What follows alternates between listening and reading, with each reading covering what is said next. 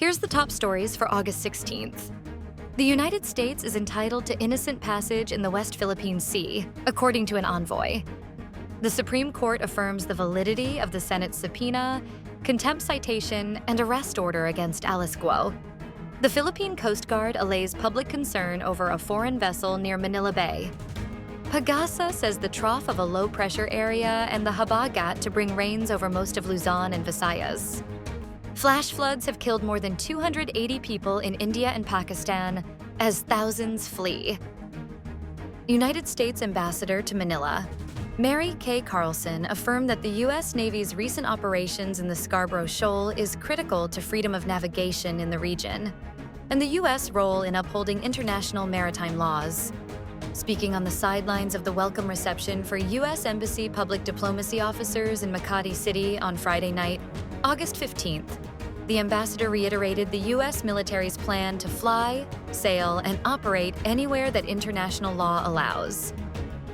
All people are entitled to that innocent passage.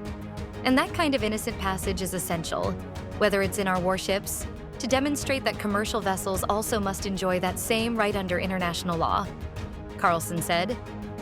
So exercising those freedom of navigation operations is essential to demonstrate to the world that the United States military has a serious obligation to uphold and defend international law at the sea, she added.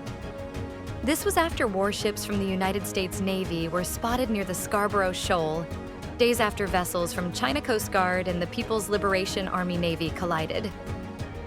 Reacting to the collision as absolutely shocking to me, Carlson lamented that the aggressive behavior out in the West Philippine Sea by China, that is not unusual.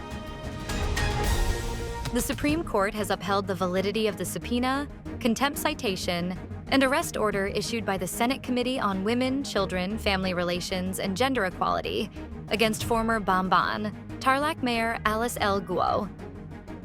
Guo was subpoenaed by the Senate Committee to testify, as a resource person, on the illegal operation of the Philippine offshore gaming operator in her town. The operation of POGOs has been banned in the country. The government has started deportations of foreign POGO workers. Guo is now detained based on the qualified human trafficking cases filed against her and other accused before the courts in connection with the POGO operation in Bamban town. Guo has also been declared a Chinese national. The Philippine Coast Guard clarified Friday, August 15th, that a Chinese vessel did not enter Manila Bay, contrary to reports surfacing on social media. Commodore J. Terriella, PCG spokesperson for West Philippine Sea, said a China Coast Guard ship with bow number 3306 was spotted 58 nautical miles off Capones Island in Zambales, or 75 nautical miles from Bajo de Masinloc. They are using the mouth of Manila Bay as a point of reference, but in reality, if you are going to check it, it's really far, he said. That's why I always keep on mentioning we always measure it from Bataan, or even from Cavite, or even Mindoro, because it's much more rational if you're going to use that as a landmark to measure Chinese vessels' location, he added. Tariella said using Manila Bay as a point of reference for measuring the distance of a Chinese vessel from the country's landmass could be misleading and would only result to public fear. Residents in Luzon and the Visayas should prepare for scattered rains this weekend as the trough of a low-pressure area and the southwest monsoon, or habagat, continue to affect the country, the Philippine Atmospheric, Geophysical and Astronomical Services Administration said on Saturday, August 16th.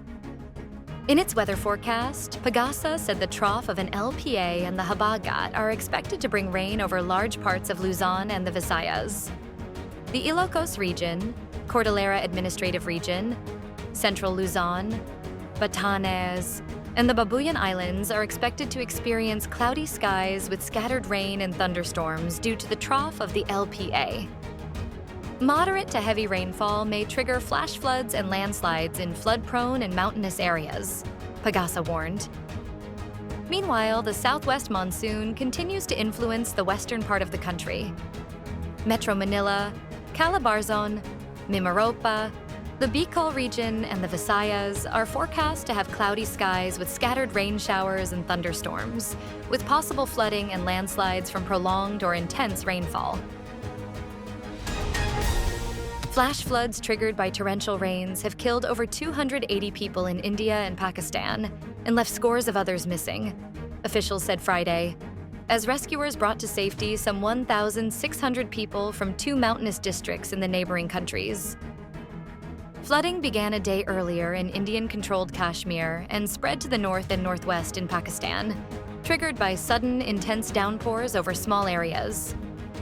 The floods and subsequent landslides injured dozens of people and forced the evacuation and rescue of thousands of others, particularly in the Khyber Pakhtunkhwa province. Such cloudbursts are increasingly common in India's Himalayan regions and Pakistan's northern areas, and experts have said climate change is a contributing factor. Leaders in both countries offered their condolences to the victims' families and assured them of swift relief. Stay updated with the latest news. Visit our website at www.mb.com.ph or follow us on social media. Thanks for tuning in to the Manila Bulletin Daily Rundown.